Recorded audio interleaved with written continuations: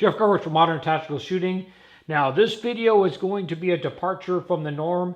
Usually I like to talk about guns and gear used in Special Forces or demonstrate my favorite shooting drills. For this video I want to talk about combat mindset, specifically how to build and maintain combat mindset, or how I've seen it done successfully during my time in Special Forces. So let's go.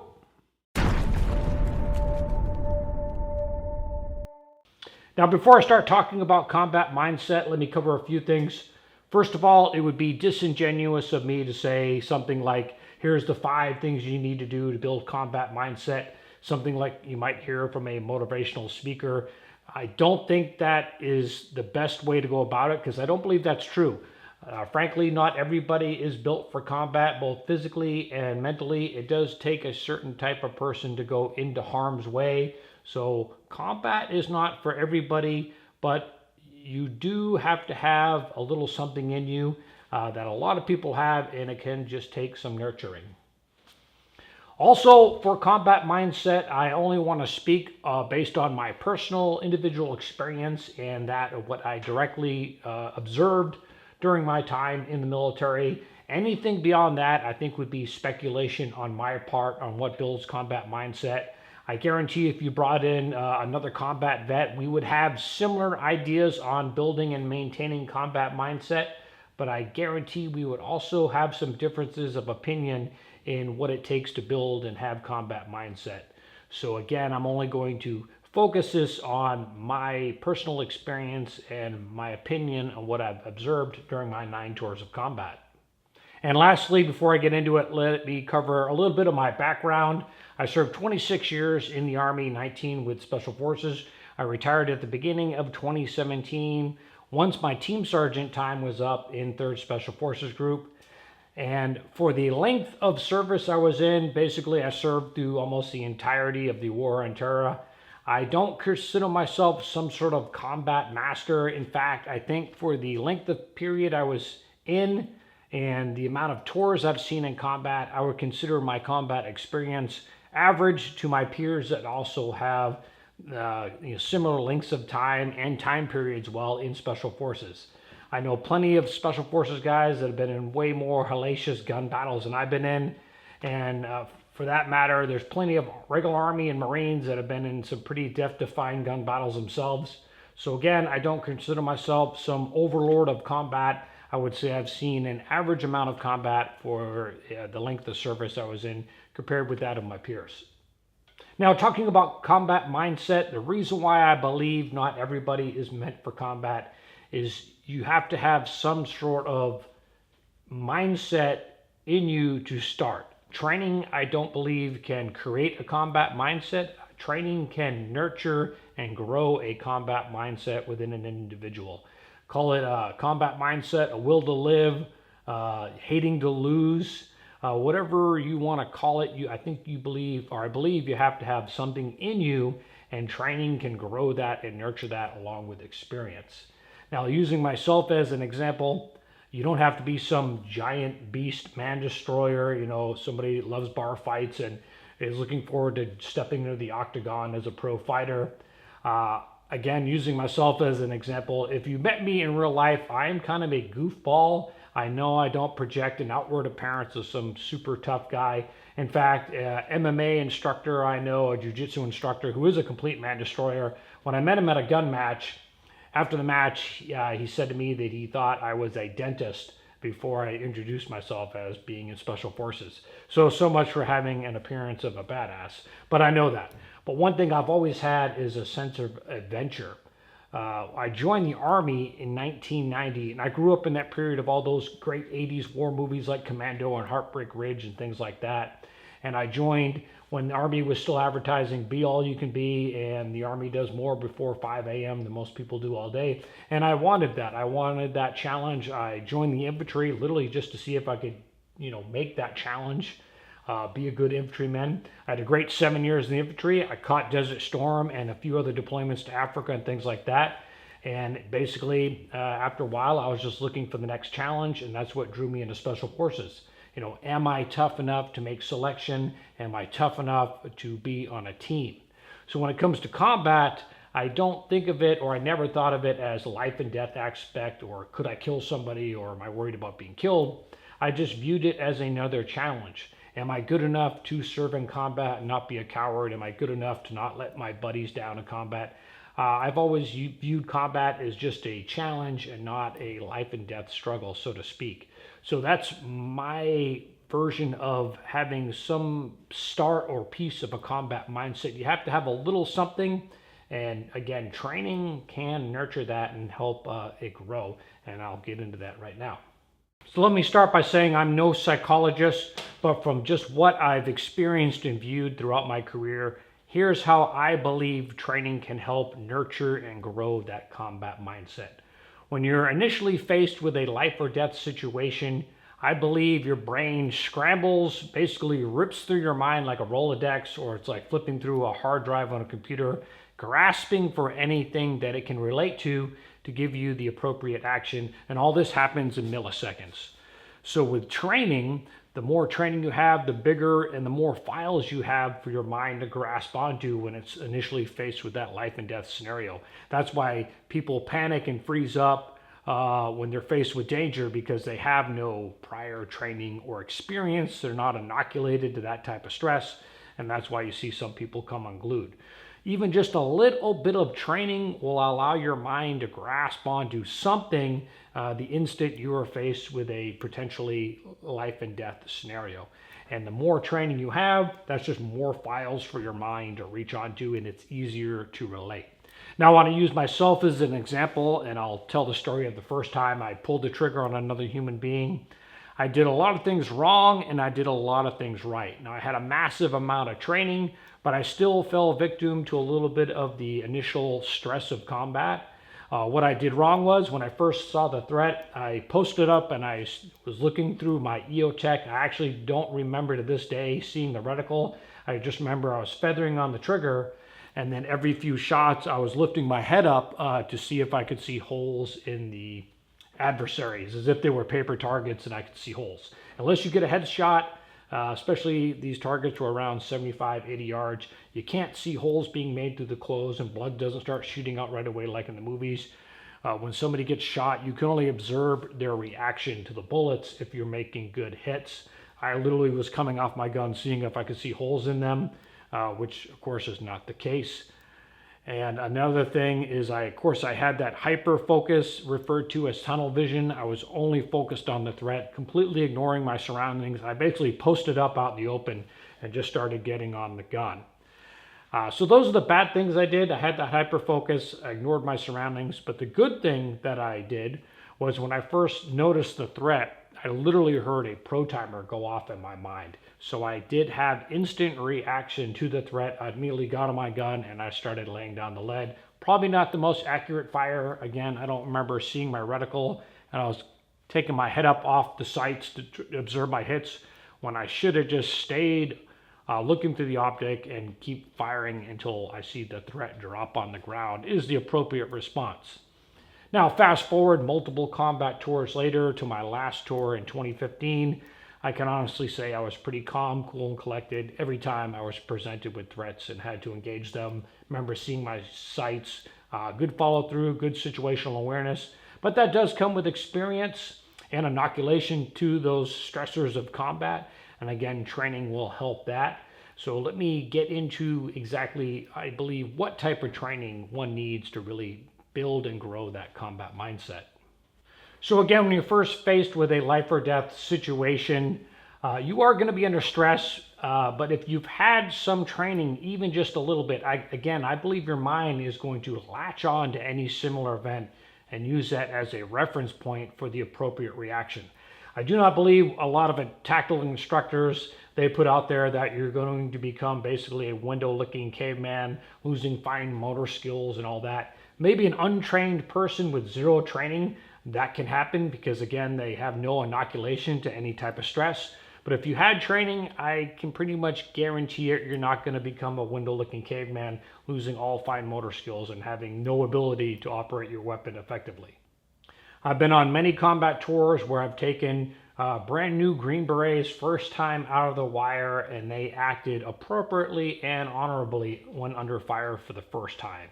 So with training, that is going to get you past that initial shock. So what type of training? Well, obviously training on the lethal aspects of an engagement, like firing your weapon using cover, practicing distances, weapon mechanics, reloading, everything that goes into weapon manipulation is a necessity. But also all the tasks that may come around combat, I believe, are a necessity also.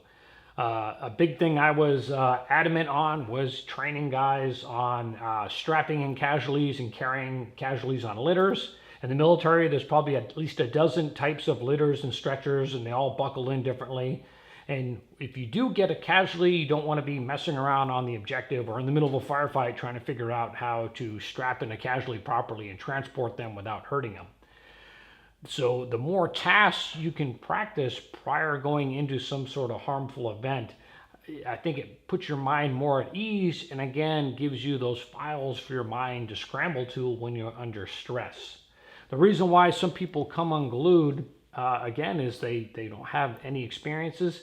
And I'm here to tell you, even if you just practice something one time, it may not be perfect, it may not be the best, but it is better than nothing, and your mind will want to fall back onto it and help you through whatever task that may be.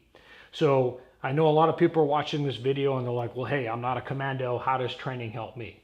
Well, just look at, say, your open and concealed carriers. When's the last time you practiced drawing your pistol while seated in your automobile? Crime is a fact of life here in the United States and around the world, and carjackings and things like that can happen. You don't want to be drawing your weapon for the first time ever while seat buckled into your car and trying to get your pistol out and manipulate it around the steering wheel and get out of the car, unbuckle your seatbelt, not flag yourself and not flag passengers. You don't want to be trying to do all that when you're presented with a threat for the first time ever. You should at least done that, hopefully dry, one time in your life. So just think of it that way. If you carry your gun, do you at least practice, walking through, clearing your house, getting into your car and out of your car with your pistol drawn, things like that. Those little things can make a big difference. Because again, when it happens for real and you don't have time to think because you're on the enemy's time schedule, if he's pressing you, that creates those memories or those files for your brain to scramble to and retrieve when you're under stress. And I think that's how training works. And obviously, the more training you do, the more files in your head and the more lifelike, the easier it is to accept that, or inoculation to stress, I'd say, because with effective and I would say accurate training to the environment that you might be going into, like if you're a soldier, then it's less shock when you face it for the first time. Again, I'm not a psychologist, but that's just what I've seen in training and in combat. Again, I've taken many brand new Green Berets outside the wire for the first time. They've gotten in close range gunfights, medium range gunfights, and they've done an admirable job of handling the stress of combat. And that's all because we tried to train on as many things as we could prior to going into harm's way. I'll tell a quick war story. We were in Helmand province, one of the most dangerous places in Afghanistan, Sangin-Helmand. We had gone out on a mission, and I took a fellow Green Beret that actually I don't believe had been outside the wire yet. We were on the ground in Sangin-Helmand probably less than 6 hours, and a guy popped up about 10 yards from me in my blind spot. I didn't see him. This Green Beret, who'd never been outside the wire before, instantly reacted and neutralized that threat with great shot placement. Never fired his weapon at a human being before in his life, and he neutralized the threat with one shot. So his training kicked in. Even though I wasn't a part of his training, he had come from a different team. His mind fell back on that training, and he acted appropriately, which probably saved my life. So I think that's a good example of training taking care of the situation and being a key to combat mindset.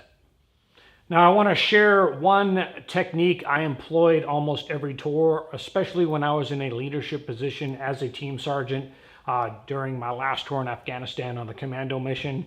On the commando mission, you're basically leading Afghan commandos to go out and find and fix the enemy. That's find the enemy, fix them in place with gunfire, and maneuver on them and destroy them. To implement that, basically you're doing movement to contacts. You're infilling at night and walking around during the day, and you're just trying to draw the enemy out and engage you so you can, again, find and fix them. One technique I've always employed, and I got this from reading a book, I tried to find the book so I could reference it and quote it exactly and give credit to the officer that told the story of how he was successful as a platoon leader in World War II, but I couldn't find the book. I'm going to describe it as best I could. This is something that stuck with me throughout all my combat tours. This platoon leader was interviewed basically after D-Day and the Normandy invasions, and he was interviewed on why he was so successful as a platoon leader. And what he said is when he was out patrolling the countryside and leading his platoon, he was always looking ahead, a few hundred yards, looking ahead at the next terrain feature, the next obstacle that his platoon would come across, whether that was crossing a field, coming up on a barn, going over a hilltop. He was always looking ahead, and he was looking at that next obstacle, and in his mind, he always played out what would happen if the Germans engaged him while they were crossing that obstacle or at that specific point. So if he was approaching a clearing, a few hundred yards away, he was planning out in his mind, hey, while we're crossing this clearing, if the Germans open up on me, I'm going to deploy my men like this. And he was always doing rough little plays like that in his head before he got to those obstacles. So when he did make contact with the enemy, he said he was never truly surprised because he had gone over some sort of action in his head prior to getting to that danger point, that obstacle, that terrain feature. He may not have had the perfect plan, but he did have a plan that he could implement almost instantly. Now, firefights are not chess, but they are checkers. They are moves and counter moves, and the faster you can implement your moves and counter moves, you can gain the advantage on the enemy. And this story of that platoon leader talking about how he always planned out what would happen if he made enemy contact a few hundred yards ahead, I took to heart and I practiced that during my deployments in Afghanistan. Especially during the commando mission, is movement to contacts. We'd just be patrolling through a village, crossing over fields, going by and clearing, they're called kalats, these basically walled compounds. And I would do the same thing. I'd always be playing it out in my head, hey, if we get opened up on the enemy, how would I deploy my men? And that mindset served me well. An example, we were in Logar province. We had gotten in a small little firefight in the morning. We had to push across this giant field to the next wood line. And I was expecting enemy contact. So one thing I did is I put our gun trucks online. They're MATVs and RGs. Instead of taking the time to load everybody back up and cross this field in the trucks, I basically got the trucks online and I had the trucks bound across this giant open area, and we were stacked up behind the trucks Stalingrad style, using them as mobile pillboxes. That way we were ready to deploy in an instant notice if we started taking incoming fire. And personally, I don't like sitting in armored vehicles. I feel kind of trapped. I'd rather be out on the ground on my own 2 feet when my destiny is in my own hands. But that's just one thing I did to preemptively counter any fire that we might take while we're crossing this field. We didn't at the time. We successfully crossed, continued the mission, actually got in a hellacious gun battle later on. But I employed that trick of the trade that I read about that platoon leader doing back in World War II. Again, I couldn't find the book. I have a pretty sizable library. I'm really big into war and nonfiction. If I do find it, I will put it down in the comments sometime. I really wish I could quote and give credit to that platoon leader. But it was a story I took to heart and I utilized. Now, twice in my career, I've seen guys kind of come unglued when in the middle of a firefight. It's not that they're cowards. I believe that they just suffer from task saturation. Combat firefights, a lot of stuff can happen really fast. It's a very fluid situation. People who've never been in combat, even movies about war, really do not do justice the chaotic nature of some of these engagements that soldiers are involved in. And sometimes that pressure and the cascading of events can get to people. That's why the more training you have, the better. I'll give you one example. We were in Logar. We had taken some enemy contact. We had driven them out. And on our way out of Logar, we came under some pretty heavy fire in the rear of our convoy. We were taking IEDs up front. It became a pretty thick and intense situation. We had some Afghan casualties. And one of our attachments, he started to have some doubts. He talked about how we were surrounded and we can't go forward or behind because the enemy's all around. And almost in unison, myself and my team leader, the captain in charge, we basically said almost in unison, hey, we're Green Berets, we're Special Forces, we go forward so we can drive forward out of this kill zone that the enemy had put us in. It's not that this guy was a coward, it's just that the task saturation, there was just so much going on. I believe it just started to edge away at his confidence a little bit and just chipped away and caused, cracks in his confidence of being able to handle the situation at that moment. So again, the more training you have, I believe the less of that happening, but also there is an inoculation to combat. That's why we have seniors and juniors in Special Forces. Hopefully the senior guys have a lot more experience and they can guide the younger guys. In fact, a lot of my junior NCOs to me, they were actually not junior NCOs, but E7s, Sergeant First Classes, they had more tours in Afghanistan than I did, and I would rely on them for their experience in Afghanistan. I've had a lot of tours in combat, but a lot of them were in Iraq and other places. So compared to some of my peers within third group who had spent their entire time there, they had 5, 6, 7 Afghan tours prior to working with me. So I never really showed it, but I would rely on their input and experience as we got into these engagements. So I've talked a lot, and hopefully I've talked a little bit about building combat mindset, training, and inoculation to the stresses that you may encounter. That's why the more realistic training you have, the less of that barrier that is you're going to cross with that stress of the real thing happening. So the more realistic training you have, the easier it is, I think, for your mind to transition to, hey, this is happening for real, no big deal, I've seen this before. So again, I know a lot of people are probably saying, hey, this is YouTube, there's not a lot of commandos that are going to be chiming into my channel on how to talk about combat mindset. How does this help the civilian get training? Now that the war on terror has wrapped up, there's plenty of tactical trainers out there with real combat experience. If you're looking for marksmanship training, you don't need some guy with combat experience to teach you how to shoot and shoot well. If I want to shoot better, I'm going to go out and I'm going to train with competitive shooters who are crushing it in the competitive shooting world because they shoot the best. But if I want to learn tactics and how to survive, I would look for people with that experience who've done it for real. Now, that training doesn't have to be a bunch of grizzled Army vets like myself. One of the best classes I took was at Blackwater years ago when Blackwater was a big thing. It was a pump shotgun class. It was put on by 2 retired cops. Because at the time, who better to teach about running a pump shotgun in a firefight than law enforcement who had been carrying that as their main long gun for 20 years or so. This is back in the early 2000s before almost every police department had gone to carbines. These guys could run some pump shotguns. So it's just not your old grizzled war vets that have a lot of tactical experience. There's plenty of knowledge out there, and I encourage you, if you carry a firearm and if you're concerned about the safety of yourself and your family, to go out and take some classes. You don't have to go out there and become some tier 1 Delta operator, but just having some basic classes on tactical shooting and employment of the firearm using cover or shooting and moving can greatly help you. Another thing is some sort of combative sports training, whether it's kickboxing, boxing, jiu-jitsu. I'm not saying you have to go out and become a full-blown MMA star, but one thing combative style sports training does is it puts you under physical pressure. And honestly, I wouldn't want to go into combat with anybody that hasn't been under at least some physical pressure in their life, because you don't want to take them immediately into a gunfight if they've never even been punched in the face before. That's something I used to joke about in SF all the time, is you could tell when we did combatives training who'd been in fistfights before in their life, because once somebody gets socked in the face, if they were experienced, they just suck it up and keep going. A lot of guys, you'd see them hesitate and pause for a moment because never been under any sort of physical pressure.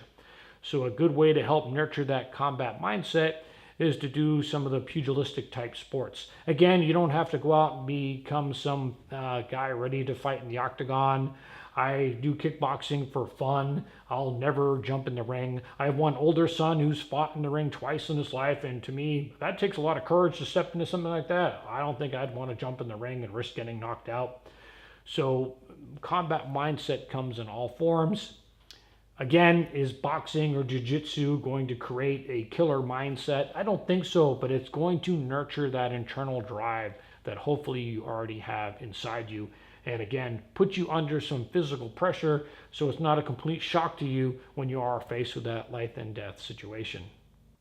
So there it is. Those are my thoughts or reflections on building and maintaining combat mindset. Again, how may this help the average person? If you can, take some classes, get some training, get involved in sports. It doesn't even have to be boxing or kickboxing, like I mentioned. Really, any sort of physical activity that will put you under some sort of physical pressure, give you some confidence. And don't go around with blinders on your whole life, your head buried in your cell phone. Start thinking defensively. For instance, you're going to make that late night run to a gas station or convenience store. Don't just go right on in. Have a plan. What you're going to do if somebody approaches you, if you get accosted. Do you have something worked out in your head already? How would you react? Are you just playing by ear? So start thinking ahead and how you would react. You can't afford training or classes. Practice stuff in your own home. It might seem kind of silly, sit there dry firing your gun, practicing some scenarios. But trust me, it will pay off big time if you are ever faced with a life and death situation. Again, your mind will have something to fall back onto as opposed to falling back on nothing because you've never thought about it or rehearsed anything bad happening in your head. So I encourage you to be proactive in that. So as always, hopefully you found this video informative, somewhat entertaining. And as always, I'm Jeff Gerwich, and thanks for watching.